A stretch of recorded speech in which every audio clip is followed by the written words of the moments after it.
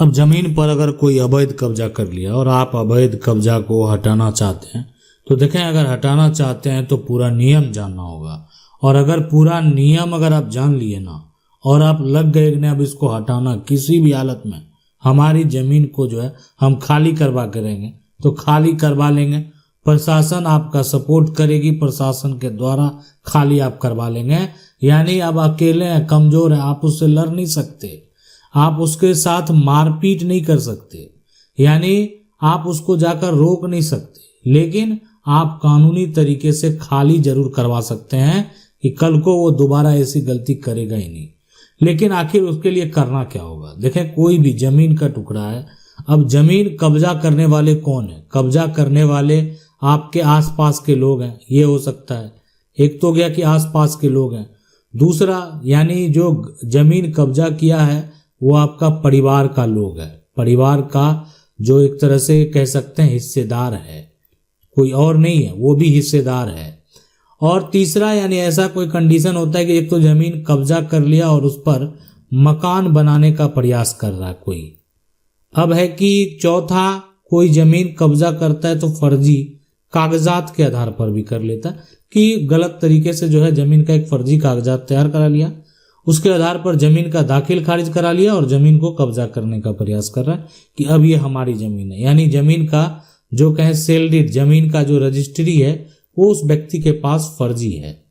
तो आखिरकार इसके लिए क्या करना पड़ेगा, कौन कौन सा प्रोसेस है? तो सबसे पहले देखें उनको क्या करना है कि जो अवैध कब्जा को हटाना चाहते हैं, उनके मकान पर कब्जा कर लिया, उनके जमीन पर कब्जा कर लिया, या कहीं पर भी अवैध तरीके से अगर कब्जा है, तो सबसे पहला काम उनको करना दस्तावेज को तैयार करना है। अब आप कहेंगे कि दस्तावेज क्या तैयार करेंगे, कौन सा दस्तावेज तैयार करेंगे? तो देखें अगर आप जमीन को खरीदे हैं कभी भी, तो आपके पास जमीन का रजिस्ट्री होना चाहिए। रजिस्ट्री अगर है तो आप इसका दाखिल खारिज करा लें, बेहद जरूरी है रजिस्ट्री का दाखिल खारिज भी करा लेना।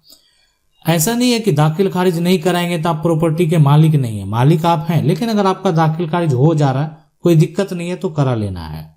उसके बाद यानी जमीन दाखिल खारिज जैसे ही कराएंगे आपके जमीन का जमाबंदी जो है वो कायम हो जाएगा।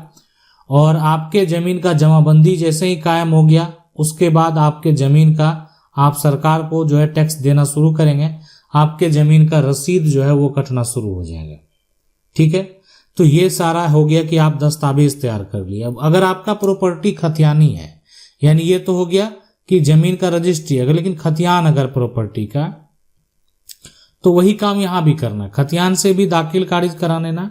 जमाबंदी जैसे ही कायम होगा जमीन का रसीद आपका कटने लगेगा। तो ये हो गया कि आपके पास अब ये साक्ष्य हो गया, प्रूफ हो गया। अब आप कहेंगे कि ये ठीक है, जमीन का हम रजिस्ट्री निकाल लिए हैं, दाखिल खारिज रिजेक्ट हो गया। बहुत लोग कहेंगे खतियान तो निकाल लिए हैं लेकिन खतियान का दाखिल खारिज नहीं हो रहा है। तो देखें आगे क्या करना है। दो काम करना है, एक तो आप जाकर जो है एक तरह से उसको लिखित नोटिस दे सकते हैं कि आपका जमीन को आपको किसी भी हालत में उनको खाली करना है। लेकिन अगर वो उस पर किसी प्रकार का कोई सुनवाई नहीं करते हैं, अब आदमी है दबंग टाइप का है, उसको तो लग रहा है कि जमीन से वो फसल जो है फसल लगा रहा है, उससे कमाई कर रहा है, कैसे जमीन खाली कर देगा? जमीन का जो है हर बार बुआई करता है, फसल लगाता है, फसल काटता है, लाखों की कमाई करता है, तो आपकी जमीन को कैसे छोड़ेगा? लालच है उसको।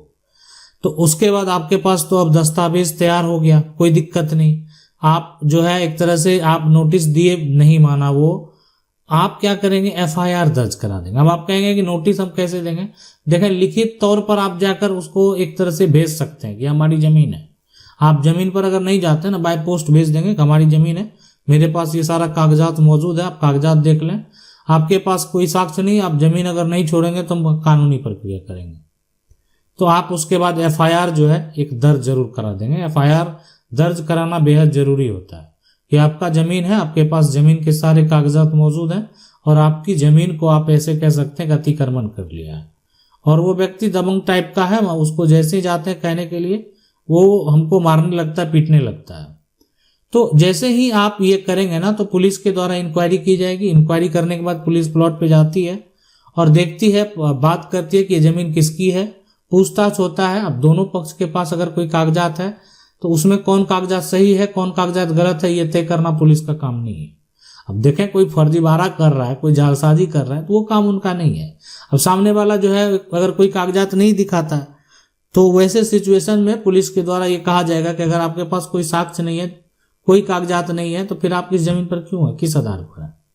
या हो सकता है कि जो व्यक्ति जमीन पर कब्जा किया वो कागजात बना लिया है, वर्तमान में उसका जमीन का रसीद भी कटने लगा ऑनलाइन, इसलिए उसका कागजात तो फर्जी है। ये भी हो सकता है कि फर्जी कागजात बनाकर पुलिस को वो दिखा रहा है, तो पुलिस उस पर जो है कार्रवाई नहीं करेगी, इसलिए वो कागजात दिखा रहा है। अब वो उसका फर्जी है, गलत है, वो कैसे बनवाया ये साबित करना फिर आगे का प्रक्रिया आप जो है एक तरह से कानूनी तरीके से आप उसको जो है रद्द करवा सकते हैं, कैंसिल करवा सकते हैं। पुलिस उसी के फेवर में बात करेगी जिसका वर्तमान में ऑनलाइन जो रसीद कट रहा है और वो अगर कोई साक्ष्य प्रस्तुत भी कर रहा है।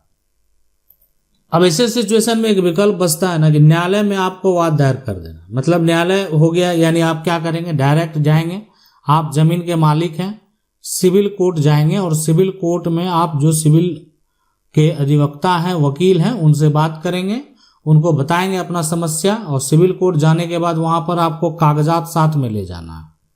कागजात जो है यहाँ पर साथ में ले जाना, इस बात को याद रखें, ठीक है। तो कागजात आप साथ में लेकर चले गए। अब आगे का प्रक्रिया क्या होगा कि आप डॉक्यूमेंट जैसे ही ले गए, अब उस आधार पर उस व्यक्ति के ऊपर केस फाइल हो जाएगा।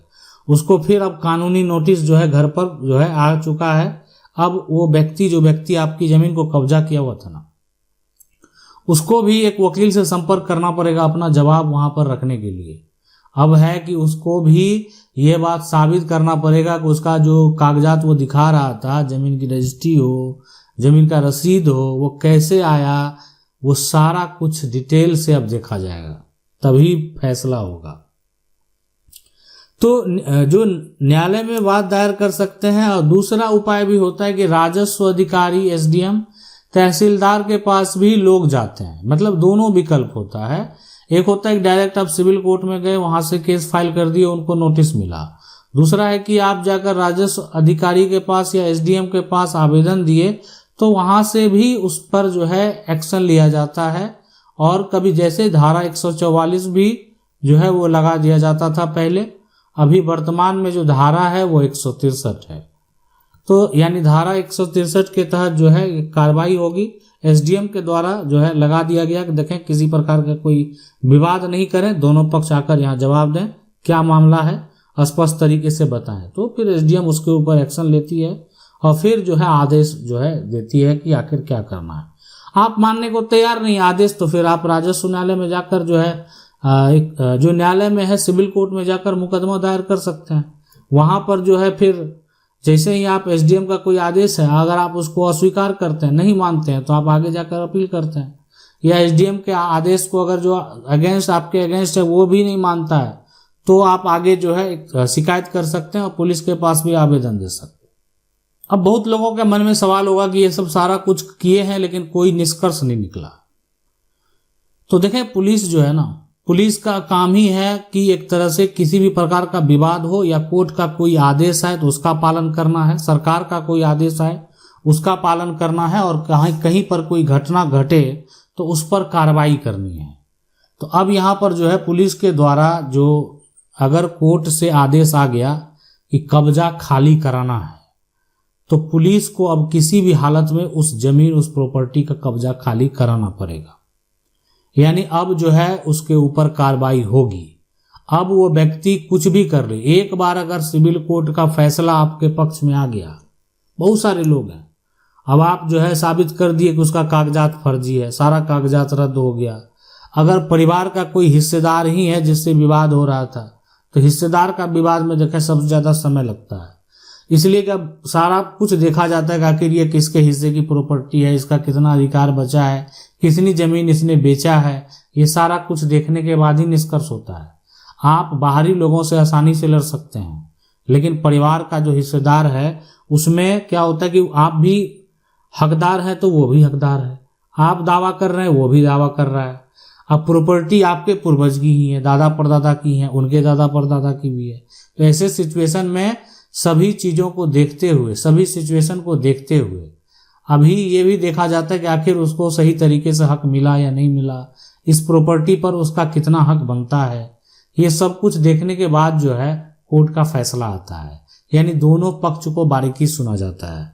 लेकिन जब बाहरी लोग से लड़ रहे हैं ना, जिसके पास कोई कागजात नहीं, कोई प्रूफ नहीं है, वो कोर्ट में जाकर क्या कहेगा? उसके पास कोई साक्ष्य नहीं होता है, और अगर उसके पास कोई साक्ष्य नहीं होता है तो फिर वो प्रॉपर्टी से बेदखल कर दिया जाता है। तो ये है अवैध कब्जे को हटाने के लिए कानून। आशा करते हैं वीडियो अच्छा लगा होगा। वीडियो को लाइक जरूर कर दें। चैनल को पहली बार देख रहे हैं, सब्सक्राइब करके जो बेल आइकन है उसको जरूर दबा लें। मिलते हैं अगले वीडियो में, तब तक के लिए जय हिंद।